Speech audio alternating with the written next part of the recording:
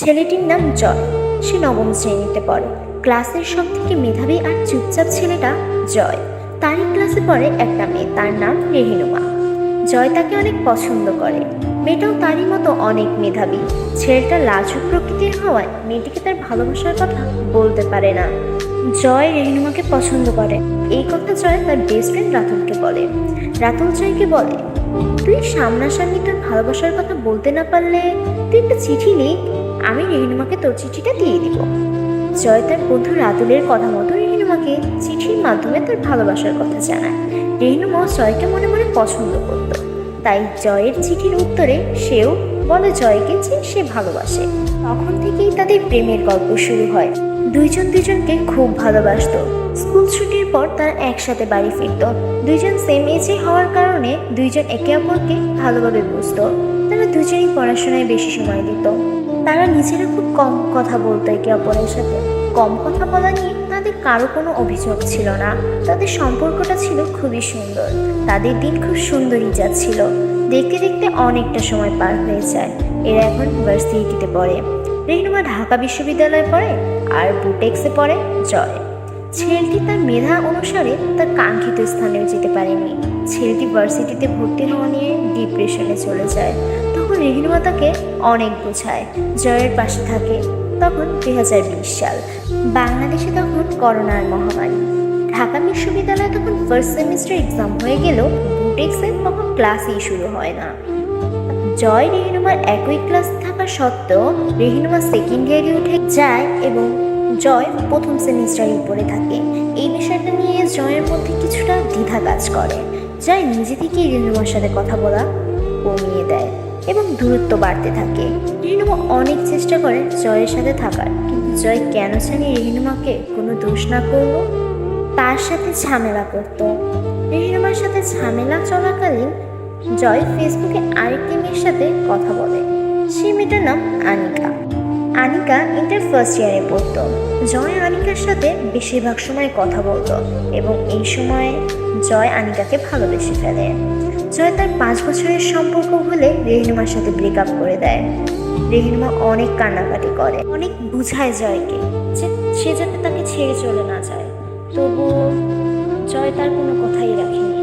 রেহিনুমা জয়ের কাছে ব্রেকআপের কারণ জানতে চাইলে জয় তাকে কিছুই বলে না। পুরুষ মানুষ কি অদ্ভুত, অন্য নারী স্পর্শ পেলে 5 বছরের দীর্ঘ সম্পর্কটিকেও ভুলে যায়। রেহিনুমার তো ভালোবাসার কোনো কমতি ছিল না, তাহলে রেহিনুমার সাথে এরকমটা না করলেও পারত জয়। আনিকাকে প্রচণ্ড ভালোবাসত জয়। আনিকা এবং জয়ের দিনকাল ভালোই যাচ্ছিল। রিলেশনের প্রথম আনিকা অনেক প্রায়োরিটি এবং ভালোবাসত জয়কে, কিন্তু রিলেশনে 1 বছর যাওয়ার পর আনিকা অত একটা গুরুত্ব দিত না। কিন্তু জয় তাকে এতই ভালোবাসত যে তাকে একটিবার দেখার জন্য অনেকটা রাস্তা যাতায়াত করত। জয় থাকতো ঢাকায় এবং আনিকা থাকতো রংপুর। এই কারণে জয় আনিকার সাথে দেখা করতো বাবা মাকে মিথ্যা বলে। বাবা মাকে বলতো সে রাত্রে ভার্সিটিতে থাকবে। এই কথা বলে 2 দিন জার্নি করে 1 ঘন্টা দেখা করার জন্য। আনিকা তো 1 ঘন্টা বা একটু সময় দেখা করেই চলে যেত, আর বাসের অপেক্ষায় সে একা একা সময় কাটাতো রাস্তায়। যেমনই হোক না কেন জয় তার সবটুকু দিয়ে আনিকাকে হাসি খুশি রাখার চেষ্টা করত। আনিকা অনেক আবদার করতো জয়ের কাছে। রেহিনুমা কিন্তু কখনোই জয়ের কাছে কোনো আবদার করতো না। রেহিনুমার কোনো অভিযোগই ছিল না। জয় যেমন করে তাকে ভালোবাসত ও ঠিক তেমনিভাবেই মেনে নিত। জয় আনিকার সব আবদার পূরণ করার যথাসাধ্য চেষ্টা করত। হঠাৎ আনিকা তাদের রিলেশনের 1 বছর 3 মাসের মাথায় জয়ের সাথে ব্রেকআপ করতে চায়। এটা শুনে স্তম্ভিত হয়ে যায় জয়। জয় মুখ দিয়ে একটি কথাও বের হয় না। জয় ব্রেকআপের কারণ জানতে চাইলে আনিকা বলে তার বিয়ে ঠিক হয়েছে, সে তার পরিবারের কথা অমান্য করতে পারবে না। এই কথা সরাসরি জানিয়ে দেয় জয়কে।